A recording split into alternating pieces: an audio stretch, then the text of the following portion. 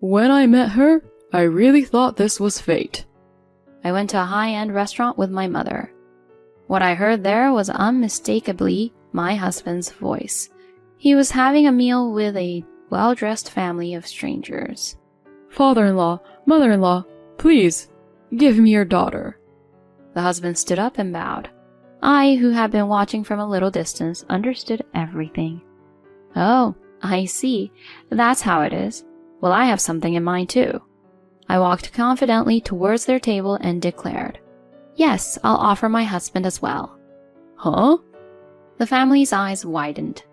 As I saw my husband's face turn pale, I couldn't help but curl the corners of my lips. My name is Charlotte, a 30-year-old working wife. I originally worked as an office worker in a small to medium-sized company. As my marriageable age approached and I still didn't have a boyfriend, I decided to try attending a matchmaking party. It was there that I met Benjamin, who would later become my husband. He was a salaried worker at a large corporation. I was quite impressed by his first impression. Later, Benjamin confessed his feelings to me and we began dating. After a few dates, I started to notice something that bothered me. For example, when the two of us went out to eat, and the bill was $57. It's fine here, I'll pay. Benjamin stopped me from taking out my wallet when I tried to. Thinking he would treat me to the meal, I thanked him at the time. But after we parted ways, I received a message from him on WhatsApp. The meal today cost $30, right? You can give it to me next time we meet. I was, surprised. It would have been better if he had told me that at the time. And now that I think about it, I ended up paying more than half of the bill, even though Benjamin ordered more food and drinks. But then again, I felt awkward complaining about such things. I had been paying for more than half of our date expenses every time. I did have those kind of complaints, but Benjamin was very kind to me. Aside from being frugal with money, he was an ideal partner for me. After a year of dating, Benjamin proposed to me, and I happily accepted. Later on, we had a wedding ceremony. My father and mother were also overjoyed and gave us their blessings. As their only daughter, who had been cherished and raised with love, seeing them happy was more important to me than anything else. After discussing it with Benjamin, I decided to continue working even after marriage. Surprisingly, Benjamin had initially wanted me to quit my job. I don't want people to think I'm a useless man who can't even support his wife. So, are you saying I should become a full-time homemaker? Should we rely solely on your income for our household? Well, maybe after we've been married for a while. I could always switch to a job with a higher salary. So you don't want to spend money, but you want to keep up appearances. I sighed and told Benjamin. I've been working at my current job for a long time. Even if I switch jobs, there's no guarantee that I'll get a higher salary than what I'm earning now. Can't we just let me continue working at my current company without trying to show off unnecessarily? Benjamin didn't seem entirely satisfied, but I pushed through and decided to keep working. And so our newlywed life began, but one day Benjamin said the following. Even after marriage, we can keep our finances separate, and we can split the living expenses, right? Let's each contribute $1,400 to the household budget every month. Huh? I was a bit surprised. Benjamin worked for a top-tier company while I was in a small to medium-sized enterprise. His income was likely significantly higher than mine. If I put $1,400 into the household, I wouldn't have much left for myself. Splitting the expenses evenly is tough. I'd liked it to be reduced a bit. I appealed to Benjamin in that way, but he didn't lend an ear. Are you planning to rely on me entirely? I don't think of it that way, but this just feels really unfair. It's not like that. I want to save money too, so make sure to contribute the $1,400. In the end, I ended up complying with that condition. Even though our finances were split evenly, Benjamin often claimed to be too busy and hardly did any housework. For over a year after our marriage, I had been doing all the household chores by myself. I had complaints, but there were also a strange belief that as a wife it was my duty to do them. I continued to bear the burden of all the household chores while contributing most of my income to the family. Then one day, I received a call from my mother informing me that my father had been in a car accident. I rushed to the hospital, but by the time I arrived, it was too late. My father had already passed away. Both my mother and I were in tears, and our emotions couldn't keep up with the sudden loss. Despite our overwhelming grief, we proceeded with the funeral arrangements. Somehow we managed to get through the farewell ceremony, and then we were back home. My mother and I were utterly exhausted. Benjamin made me a cup of tea. "Oh, thank you for your consideration, Benjamin." Benjamin responded with a polite smile, saying, "No, it's only natural." After finishing my tea, I called out to my husband, "Benjamin, it's time to go." "Huh? Already?" Benjamin appeared, surprised for some reason. "Why are you surprised? It's late and I'm tired." "No, I mean, you haven't had an important conversation with your mother yet, right?" "An important conversation?" "Aren't we going to talk about your father's inheritance?" Both my mother and I were surprised by this. The funeral had just ended, and we hadn't even considered such matters. Besides, it wasn't something Benjamin should bring up. "Your father had a good job, and if it's an accident, there should be a lot of insurance money, right? Charlotte, how much will you get?" Benjamin said this with gleaming eyes, and I felt dizzy. I noticed my mother's puzzled expression and panicked.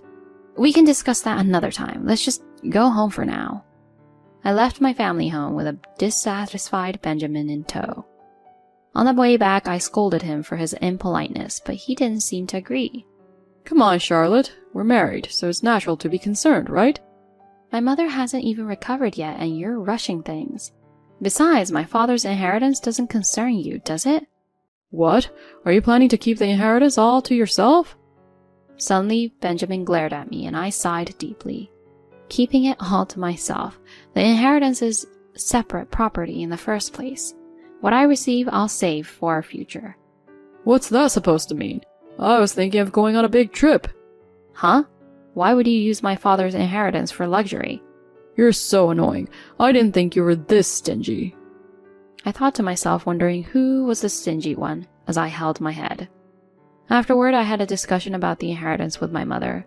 My father's inheritance was a substantial amount, but following my mother's advice, I decided to graciously accept it.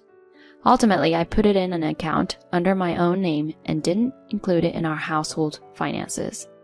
It seemed that Benjamin was dissatisfied with this and persistently tried to find out the exact amount, but I brushed it off casually. Benjamin started coming home late around the time my father's memorial service settled down. He claimed his work had become busier and would often work overtime on weekdays. Even on precious weekends, he would either have to work or simply go out. However, because I was also busy with my job, I didn't pay much attention to it. I still took care of all the household chores, but by now I had become accustomed to it.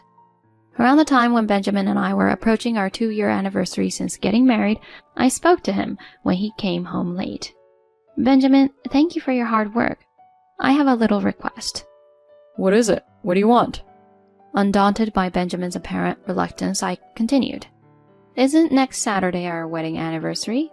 I want us to go out together after such a long time." "Is that what this is about? Forget it, forget it. I have work that day too."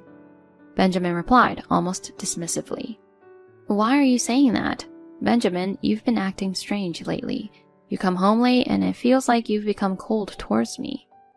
With tears in my eyes, I looked down, and he sent me a cold gaze. "You're so annoying. I'm starting to hate being with you." "Huh?" "I don't earn much, and you're keeping the inheritance all to yourself. The food is terrible, and it feels like there's no point in being married anymore."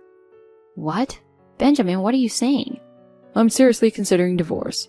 If you don't like that, then you should reflect on yourself as a wife." Benjamin spat out these words and went to the bedroom. The word divorce, presented suddenly, made my heart race like a runaway train. Why did Benjamin suddenly mention divorce? Something is not right. At that moment, I was shocked, but also began to feel suspicious of my husband's behavior. After that, Benjamin stopped talking to me entirely. While enduring such a life, I received a message from my mother. "Charlotte, are you doing well?" "Ah." Recalling Benjamin's recent behavior, I couldn't give my mother a positive response. Then, as if she had sensed it, my mother said, "It seems like something's bothering you. How about we have a meal together, just the two of us, like old times?" Yes, I love that. I'm free on Saturday. Oh, isn't that the day of your anniversary? Yes, it is, but Benjamin seems to be working, so it's fine. In response to my answer, my mother waited for a moment before saying, I understand. Well, I'll make a reservation at a nice place then. Look forward to it. Thank you, Mom. I was grateful for my mother's consideration. And then came Saturday. I had arranged to meet my mother in the city during the day. As I followed her instructions, we ended up at a famous high-end restaurant. Mom, is it okay to go to such an expensive place? Sometimes it's fine, Charlotte. You seem a bit down, so I decided to splurge. My mother smiled at me, and I returned the smile. That's right. Today, let's forget about Benjamin and enjoy a meal with my mother. As I was about to take my seat, I froze at the sight in front of me. Sitting diagonally across from me, with his back turned to me, was a man in a suit. He looked exactly like Benjamin. At that table, there was a young man and woman, as well as an older, well-dressed couple facing each other and sitting down. As I couldn't take my eyes off them, I overheard their conversation. We never thought Scarlett would bring such a wonderful man with her. Yes, Benjamin seems like a really great guy. I was shocked by the older couple's words. Did they just say Benjamin? Then Benjamin spoke up politely and said something unexpected. I met her, and I seriously thought that this was fate. The voice was unmistakably Benjamin's. Please, father, mother, grant me your daughter. Benjamin stood up and bowed. At that moment, I realized everything. Ah, I see. So that's what it was. In that case, I have my own plans. I confidently walked up to their table and said, Yes, I'll give you my husband. Huh? The eyes of that family widened significantly. Without a doubt, my husband Benjamin was there. Seeing his pale face, I smirked at the corner of my lips. Next to Benjamin sat a petite and cute young woman named Scarlett. She seemed surprised as well. So the elderly couple must undoubtedly be Scarlett's parents. Then Scarlett's father cleared his throat and said, Who might you be? I don't quite understand what you're saying. I calmly responded, My name is Charlotte. I am Benjamin's wife. There was a moment of silence at the table. Benjamin still looked pale and hadn't said a word. That's when Scarlett grabbed Benjamin's arm and shook him. Wife? What does this mean? Hey, Benjamin, what's going on?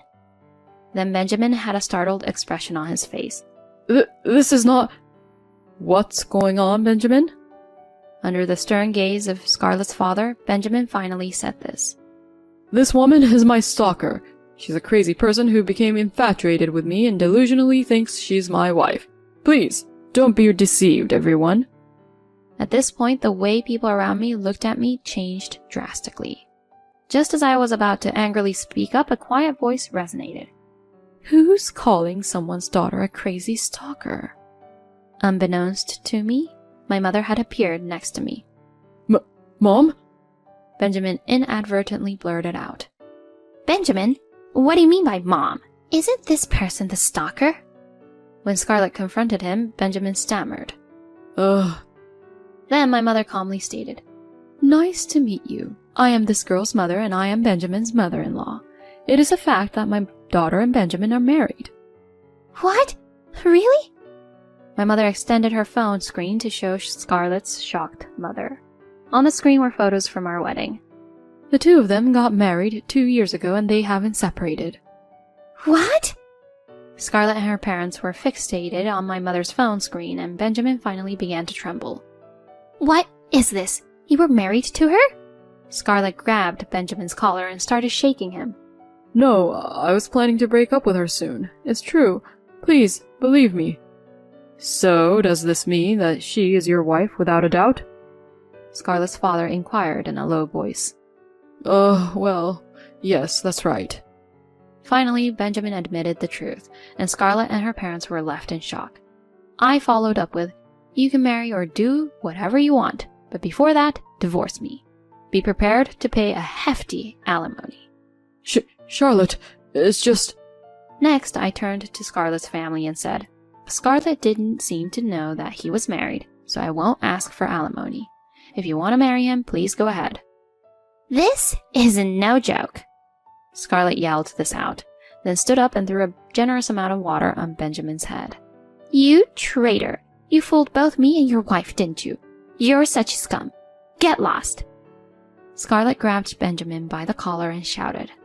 Then she lowered her head to me and left the restaurant. Scarlett's parents also shook their heads and got up.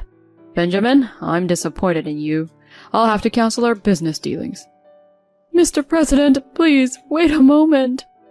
Benjamin tried to stop them for a moment, but they shrugged him off and continued following Scarlett. Left alone at the table, Benjamin remained soaking wet and dumbfounded. I then snapped at him. "I bet you chose Scarlett with money just like this penny pincher. People like you should go to hell, you scumbag." Then, leaving Benjamin behind like an empty shell, my mother and I also left the restaurant. Later on, the divorce between Benjamin and me was finalized. I received $20,000 in alimony. In terms of property division, we settled on a 70% share for me and 30% for Benjamin. Benjamin's affair partner, Scarlett, turned out to be the daughter of a business partner. Scarlett and her parents were furious, and Benjamin was also asked for alimony by Scarlett. Benjamin depleted his savings, paying alimony to both me and Scarlett. Moreover, Scarlett's father terminated the business dealings with Benjamin's company, resulting in his dismissal. Unemployed, Benjamin currently lives in a rundown apartment. It seems he is desperately searching for a new job. However, this story has spread as a rumor, making it difficult for him to find employment in the same industry with a similar high salary. He probably won't be able to secure a job with the same high pay as before. On the other hand, I left the house where I lived with Benjamin and returned to my parents' home. To commemorate the divorce's finalization, my mother and I are discussing having a luxurious lunch that we couldn't have at that time. From now on, I want to work hard at my job and create a positive outlook on my life.